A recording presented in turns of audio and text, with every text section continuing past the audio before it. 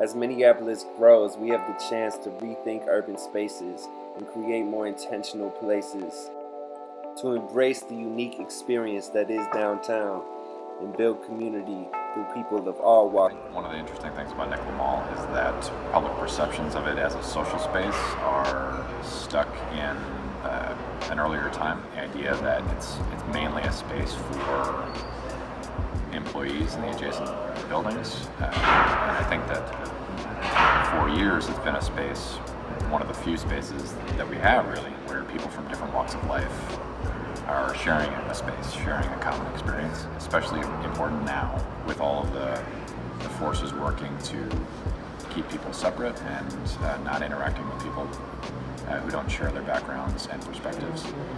So we're really interested in how to represent Nicollet as a social space, how to tell the story, how to get our shared perceptions out of the Marion Tyler Moore era and into appreciating Nicollet as a mixing space for people that's valuable for the city and the region and the whole state. Perceived safety is a big issue downtown Minneapolis.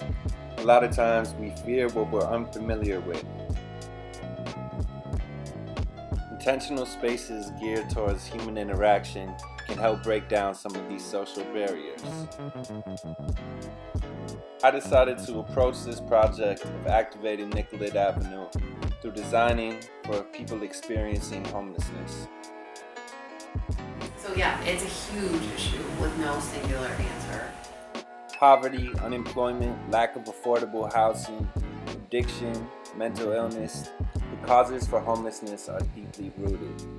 In this project, I will explore some ways that we can create more intentional spaces for building community downtown. So ultimately, when it comes to all of these, it's finding what downtown means, not just to you or to me, but to everyone that's experiencing downtown. All have to come together. And it really is about burning the bridges between all different cultures and socioeconomic classes.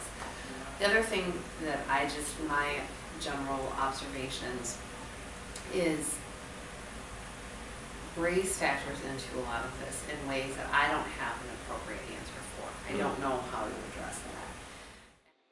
People of color face disproportionate risks of homelessness.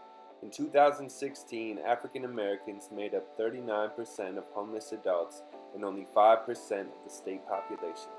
Indigenous peoples in Minnesota make up 8% of homeless adults compared to only 1% statewide.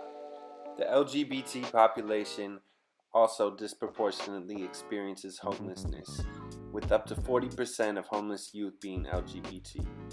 It is important that we acknowledge these disparities, break down barriers, and create positions of power for queer and people of color to facilitate change around homelessness.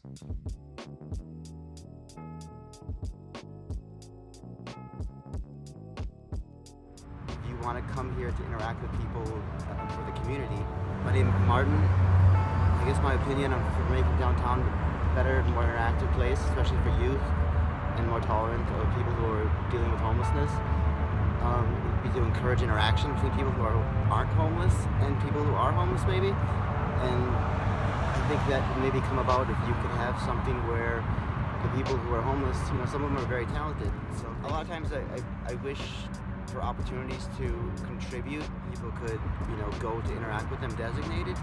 It wouldn't necessarily have to be like homeless, marked, Yeah.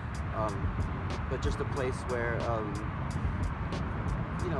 I could see, you're welcome here, anybody.